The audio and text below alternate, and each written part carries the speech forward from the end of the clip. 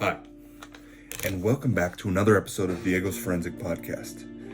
Today we'll be filming episode 4. Our last episode, we've been shut down by the station. No big deal. We'll be sure to have a good time on this last episode. We'll make it a memorable one for everybody. And I just want to take a moment here to thank you all for tuning back in to us, giving us another option, another chance to, maybe teach you something, or maybe you walk away thinking this was a terrible podcast. We'll find out. Well, today we're going to talk about Module 6 and what I learned from it. So I've come to learn much more than I thought I could about fingerprints. Everything I kind of knew about fingerprints was from TV shows and movies and whatnot. You get a clean print, end of story, right? In reality, it's 10 times harder than you could ever expect to get a clean fingerprint. You have to hope they didn't touch the highly textured surface, their hands were clean, you name it. Hope they touched a non-porous surface to get the cleanest print. And if you can find one like that, right? So, some things in particular is really the details and the classifications of the prints, such as the islands, the ridge endings, and of course the crossovers, right? And what this all taught me is I really took a hard look at my own fingerprints, started to realize, hey, from all the years of work, I've kind of shredded them off. They're not as clear as they should be. My skin's a little beat up from all the work I've done through the years, but that's all right. It's all right, because you can still pull a print off of any finger no matter what, either because they grow back, you can't burn them off, you name it. So the more I learned about the prints, the more I kept bringing me back to an episode of Forensic Science that I remember watching. And it was in regards to Grace Hayden. And this case dates back all the way to 1987. And let's see here. With the new knowledge of fingerprints and how they work and correct classifications and storage of said prints, under my belt, the case became a lot clearer to me. And let me go into some detail about that. So let's take it back to 1987. We have two people in this case here that are, the main primary ones here. The incident took place in San Diego. Let's see here. So we have two people in this case. First one is Kevin Thomas Ford and Grace Hayden.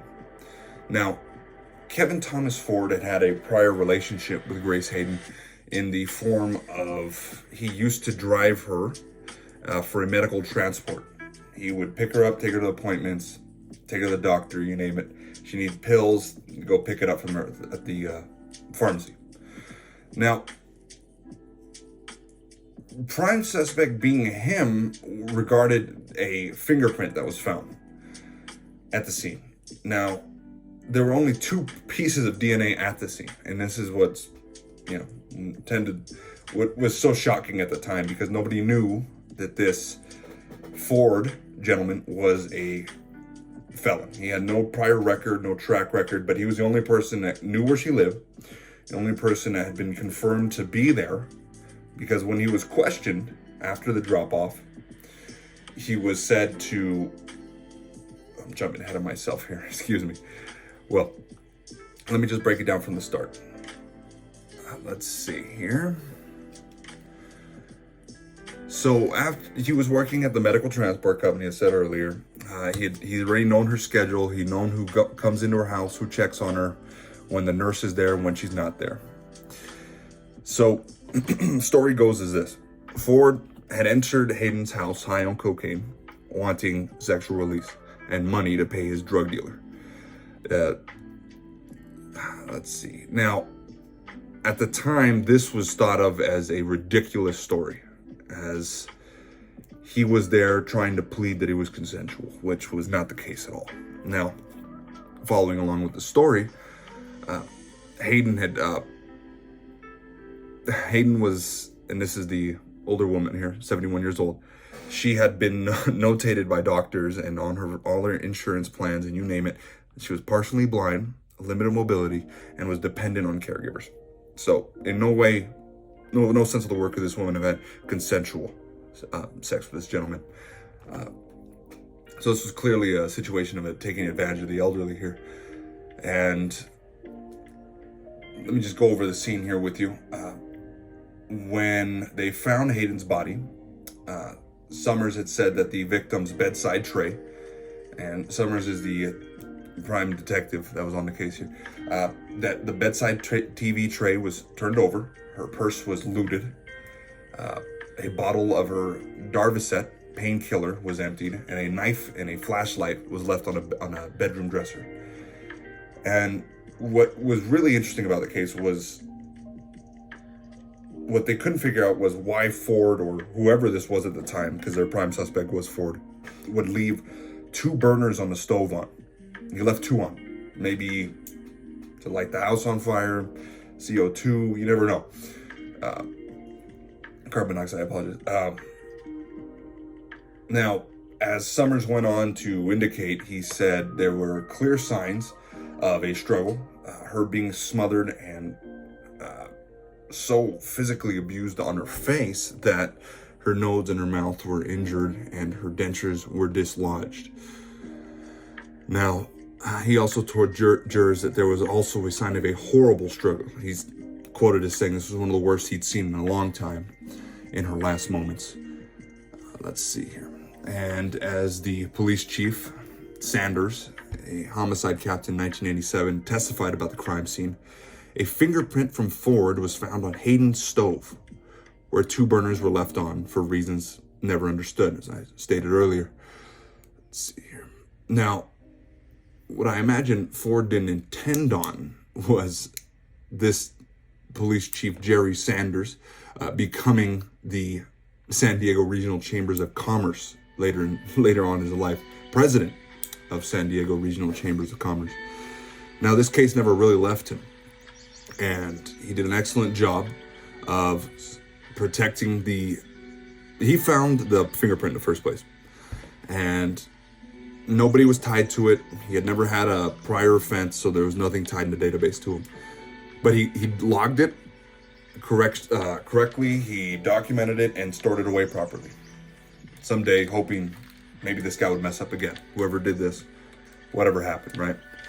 Now, the evidence was collected at the time, but it wasn't until 2003 that DNA testing was sufficiently advanced to test swabs from Hayden, Summers said. Now, this was a cold case, of course, as we know. This was in 1987. It was kind of closed in 1991.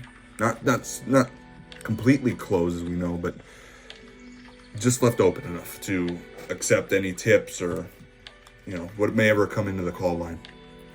Now, Ford was living in North Carolina at the time, and he was booked on a misdemeanor matter. Now, this was in 2003, and his DNA was entered into the FBI National Database. This brings me back to our fingerprints, right? Now, with this, I remember them talking about this in the forensic science, the crossover ridge ending and the islands, and of course the clarification that he was a plain whirl leading to the arrest. And looking at the prints that were picked up from and placed in the FBI, he had a plain whirl, he had all the fitting, he had the islands, everything lined up, the ridge endings, the crossovers, you name it. They all tied to the original one in 1987. Now, this guy had done a pretty decent job of keeping his nose clean for this long. As we know, he went almost 13 years without getting caught. So, almost actually 20 years without getting caught. So, and it wasn't, let's see here. Now that the match was so overwhelming that the detective went east to interview Ford. And of course he lied, and he said he didn't know Hayden, never met her. Completely disregarding his initial statement of saying that he went over just to have consensual sex and borrow some money to pay his drug dealer. Now, Ford's wife is commented saying she knew the authorities were coming after him, and he was acting all buggy, he was getting real weird about it. Now, the prosecutor said that Ford's answer to his wife was, "I was prepared for it, but I didn't know how good their evidence was." So he completely disregarded the fact that he didn't wear gloves. He didn't do anything to protect his own identity, if you will, because the man just went in there, touched everything, and had assumed that DNA would never catch up with him. And he's been he's been found guilty on murder and special circumstance allegations, and he will be tried soon. This is still under, his lawyers are dragging it out, but it's pretty clear what's going to happen. It's going to end up in life if everything goes to plan, without parole. Now, it was just, I just really like this one because of the use of the DNA and the fingerprint situation coming into play, because there was no other DNA left. He didn't leave any semen on the scene. He didn't leave anything else but just his print. And back in '87, that was enough to get away with a lot of things. And I really think that was a great example of the fingerprints. And it's nice that it finally got taken care of. And it's been dragged out to 2018, just so you know, and it's still going on. Now, I have another case I'd like to speak about, and this one's an active situation. This actually happened today yesterday at around 2 in the afternoon, and I'll be talking about the Atlanta shooting that occurred in Midtown. Now, what happened with this was one woman has died and 4 others were injured in a medical building in Atlanta. Now, there's no suspects in the custody, but the police identified him through Twitter. Now, they were able to identify him through Twitter because of a carjacking. He had to carjack a car to get off of this crime scene, and he left his prints all over the car. This is how they were able to track him back through Twitter, and, well, not exactly through Twitter, but they tracked him back through the database because he is a repeat offender. They found his prints, leaded him back, and then they posted them all over Twitter, so now everybody knows who he is. And the name is Dion Patterson. He's 24 years old, and they're still searching for him currently. He abandoned the vehicle without cleaning any of his prints. Classic mistake of these guys. Very strange situation. Now, they didn't have any identifiers of the guy because when he came in to the hospital, he walked in with a black hoodie, sweatshirt, black pants, and brown shoes. Almost full face coverings, and on all of the security camera and the footage, it doesn't come out clear. He just looks like a normal guy who walked in there, and even if you had to identify him, there's no identifiers. He didn't bring his own car, hence the carjacking. Now, let's see. He had shot, 2 of them were suspected to be targets. He had aimed at a 39-year-old woman, and she has died, and 4 others that were, but the other one was not identified. And let's see here, and the other 3 seemed to be random, as if he was just shooting for the heck of it, if you will, because the age ranged between 25 and 71 years old. Now, let's see here. The police have recovered the vehicle, like I said. He is still considered to be armed and presenting a danger to the community. They have not recovered the gun, so he's still said to be armed. Let's see. And his family is cooperating with the authorities.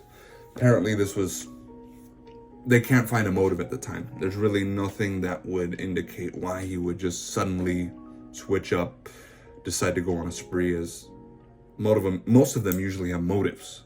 Now, he had minimal contact at the hospital prior to all of this. Let's see. Now, he had entered the Coast Guard in 2018 and was discharged in 2013. Let's see. It was a dishonorable discharge. Let's see here. And there's no further reports released on that. As we all know, the government's rather secretive with their info here. Let's see here. Okay. I'm only just checking up to see if there's any further updates on this. Is it all still developing? Let's see.